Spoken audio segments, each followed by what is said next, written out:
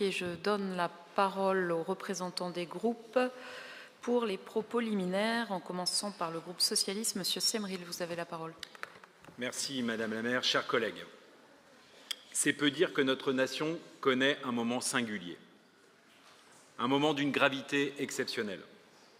Le 9 juin dernier, dans l'effarement d'une troisième victoire de suite de l'extrême droite aux élections européennes, triomphale cette fois, le président de la République a décidé et annoncé seul la dissolution de l'Assemblée nationale.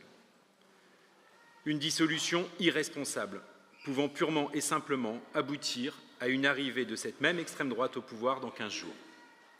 Une arrivée au pouvoir qui serait d'ailleurs inédite par la voie des urnes dans notre pays. Nous avons accueilli avec gravité et responsabilité les résultats et la situation issus des élections européennes du 9 juin. Et même s'ils progressent, nous souhaitons saluer les faibles scores de l'extrême droite ici, dans notre ville, comme dans notre métropole. Le Rassemblement national fait moins de 10%.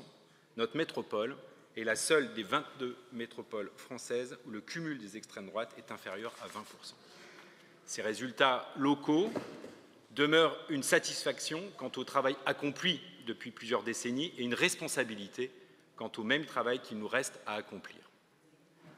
En effet, depuis près de 50 années, les femmes et les hommes qui ont servi cette ville, ici dans cette salle, au travers de la défense des valeurs républicaines et le renforcement des services publics, ont hissé au plus haut l'idée de vivre en intelligence pour tout simplement vivre ensemble. Nous mettons en œuvre des politiques de solidarité et écologique permettant de ne jamais délier les deux, tant la réponse au changement climatique doit se faire dans un souci de justice sociale. Ces politiques touchent le vivre ensemble avec un ADN rennais conçu comme un rempart aux idées et valeurs de l'extrême droite, qui ailleurs se nourrit de l'absence de services publics et de l'affaiblissement du lien social. Vous avez eu plusieurs fois l'occasion de le rappeler, Madame la maire, notamment pendant la présentation du bilan mi-mandat de la majorité. Notre ville n'a jamais cessé d'innover, d'investir au service de nos concitoyennes et concitoyens. Et évidemment, si tout n'est pas parfait, nous sommes fiers de disposer d'un service public puissant et compétent, d'une vie associative riche et dense, avec 7000 associations qui montrent l'engagement citoyen de notre ville et permet la pratique sportive dans tous les quartiers ou encore l'offre culturelle avec ses multiples festivals. D'une présence marquée de nos établissements culturels qui promeuvent au quotidien l'ensemble des droits culturels et pas seulement ceux de la nostalgie des temps anciens. D'une forte participation citoyenne qui, conjuguée à nos politiques de subvention de projets, de budget participatif, permettent à chacune et à chacun de pouvoir faire émerger des projets collectifs et faire vivre la citoyenneté dans nos différents quartiers. De structures qui accompagnent le retour à l'emploi ou qui aident à la recherche fondamentale avec nos universités ou qui aident tout simplement à la création d'entreprises. De politiques du logement et de l'habitat innovantes pour lutter contre la crise qui touche depuis longtemps ce secteur en régulant et en accompagnant locataires, bailleurs ou bien dans l'accession à la propriété. Enfin, d'un réseau de transport public efficace qui se développe et s'adapte pour agir comme un outil de lutte contre les inégalités.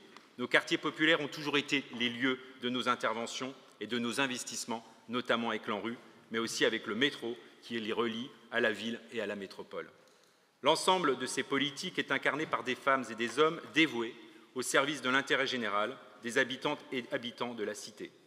Ces équipes municipales qui se sont succédées depuis près d'un demi-siècle sont toutes issues de l'union de la gauche que notre maire, comme ses prédécesseurs d'ailleurs, a toujours souhaité, et ce, dès le premier tour de nos propres échéances électorales locales.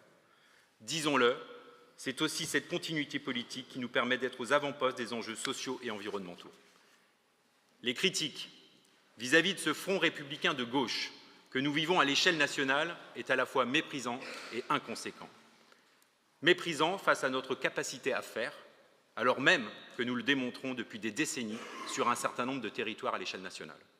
Inconséquent quand certains grands hommes politiques français, désolé, je ne respecterai pas la parité cette fois-ci, y compris localement, en oubliant tout simplement leur boussole républicaine et en n'appelant plus à faire barrage à l'extrême droite. Nous sommes, je crois, plusieurs sur ces bancs, majorité comme minorité, à s'être engagée en politique précisément pour lutter contre l'extrême droite, qui se nourrit de toutes les pauvretés, de cet entre-soi, de ce sentiment ou non de relégation et de déclassement. C'est exactement contre quoi nous travaillons chaque jour collectivement dans cette ville. Faire barrage contre l'extrême droite est un principe fondamental de notre République. Il devrait conduire l'ensemble des partis politiques le soir du 30 juin prochain à agir en responsabilité. Faire barrage à l'extrême droite, c'est aussi dans le quotidien d'une ville comme la nôtre, accompagner tous les antidotes du vivre ensemble. C'est finalement l'engagement de cette équipe municipale et des précédentes qui nous permet parfois, au-delà de nos divergences, d'être collectivement fiers de notre ville. Je vous remercie.